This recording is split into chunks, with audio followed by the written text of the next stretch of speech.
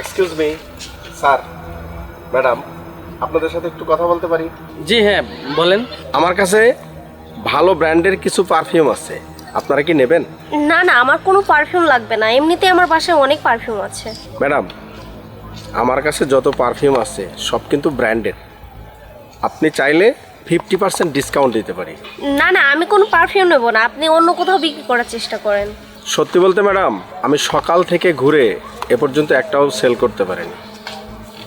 আপনারা তো জানেন কোম্পানির একটা মিনিমাম রিকোয়ারমেন্ট থাকে, তো আপনারা যদি নিতেন আমার খুব উপকার হতো ম্যাডাম। আচ্ছা তুলিপ, উনি যেহেতু এত করে বলতেছে যে উনি একটাও পারফিউম বিক্রি করতে পারি নাই, একটা নিয়ে ঘ্রাণ নিয়ে দেখে, যদি ঘ্রাণ ভালো লাগে একটা নিয়ে যাই। আরে না রে ভাইয়া, কি বলিস, আব্বু তো আমাকে অনেকগুলো পারফিউম এনে দিচ্ছে, ওটা দিয়ে আমার তাও 2-3 মাস চলে যাবে, আমার লাগবে না। তো স্যার আপনি নিন, আমার কাছে কিন্তু ভালো ব্র্যান্ডের জেন্টস পারফিউমও আছে।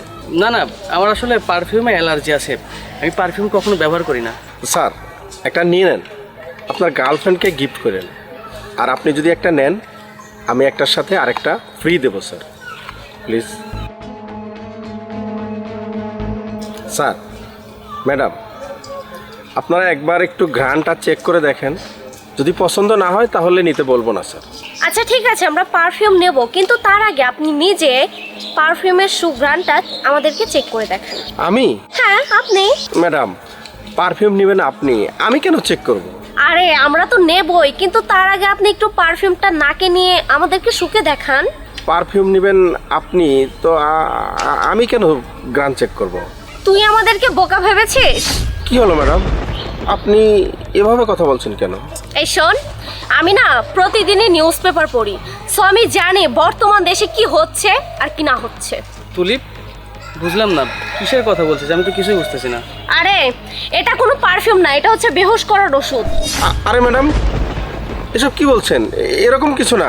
আচ্ছা ঠিক আছে, আমরা যেহেতু ভুল বলতেছি, সত্যি ওই পারফিউমের গন্ধটা শুকে দেখা না আমাদেরকে।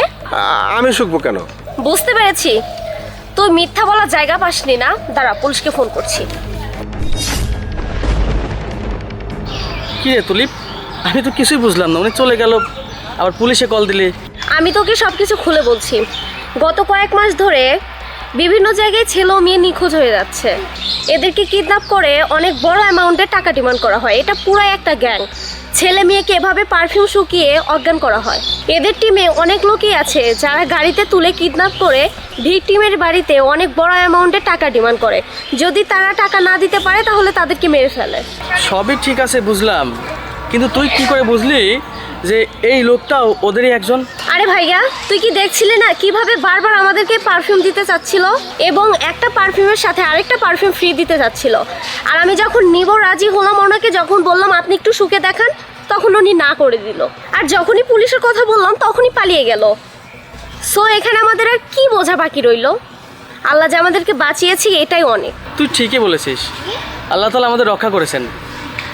আর আমি তো বুঝতেই পারি নাই, আর ওনার কথা শুনে ওনার প্রতি আমার মায়া হয়ে গেছিল। আচ্ছা ভাইয়া, চল তাহলে।